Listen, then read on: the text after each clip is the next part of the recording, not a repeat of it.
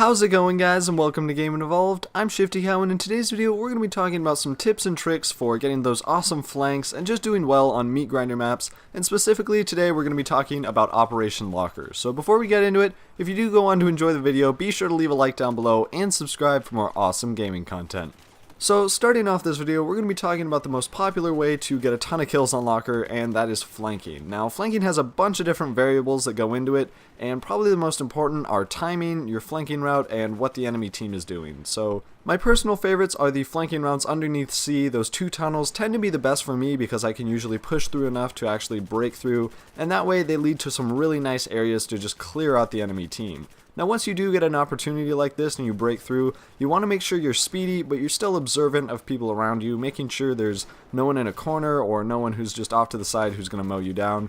And that's pretty much something that you just have to watch videos, or you just have to see how people play to figure out the best ways to do this. Personally, I like to kind of hug the wall, make sure I'm checking off all my corners, and these are just the routes I take that usually work most of the time if I'm able to push through. Now, a lot of people really enjoy flanking from the outside, and personally I have not had a lot of success with this. Whenever I'm trying to push from C to D, I always have a ton of trouble just because it's a very linear side of the map, and if anyone is anywhere from C all the way back to their spawn, they pretty much have a line of sight on you, and they can take you out whether they're sniping, have an LMG, anything like that will take you out fairly quickly, and at the bare minimum you're going to be spotted, and that's just going to completely ruin your flank. So I have a lot more success when I'm trying to push over to the B objective just because there's a lot more cover, there's a little bit of verticality, and then as soon as you climb up and you can kind of plop down into that hallway, you can pretty much guarantee yourself a solid couple of kills, and if you have a suppressor, you can pretty much wipe the entire team in one nice go. So moving on to the second part of flanking, and that is your timing. Now you have to make sure that this is pretty much on point, and half of this has to do with some luck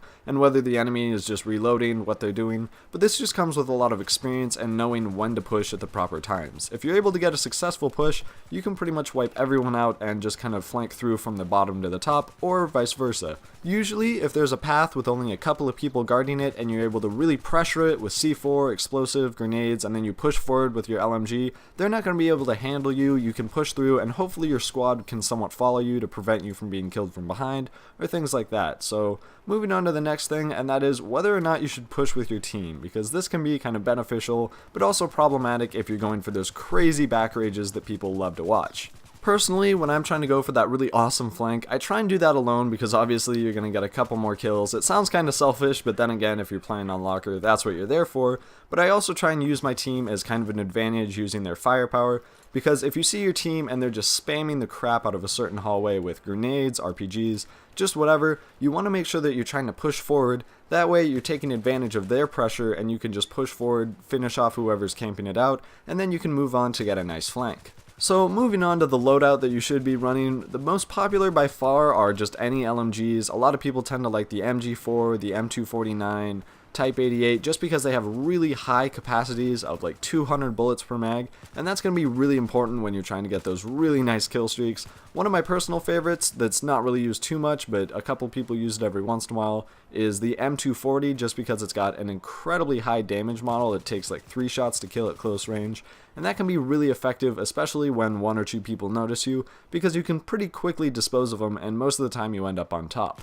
As for the gadgets, I pretty much always run with an ammo box because it's an LMG, you're going to eat through a ton of bullets and you want to get those resupply points, so that's going to be really helpful. And also C4, which I really don't use for flanking as much, and it's more helpful for trying to push forward a little bit or blow up a wall, but a lot of people see it as a really risk reward when you're trying to flank with C4.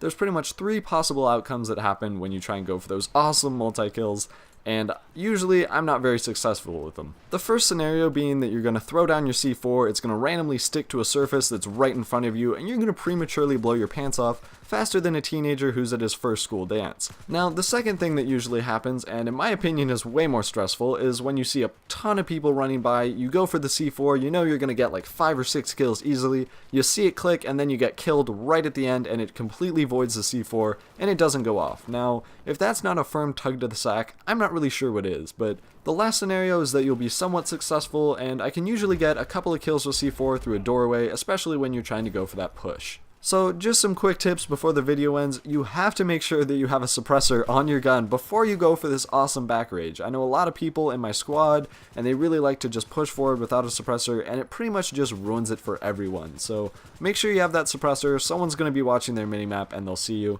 And also, you want to make sure your accuracy is on point before you get that amazing kill streak lined up, and then you just choke and they take you out very quickly. So that's pretty much it for this video, guys. As always, if you did enjoy, be sure to leave a like down below. And if you want to see something else like this, maybe the Metro version, be sure to tell us down in the comments. Go check out our Twitter, and until next time, guys, stay buttery.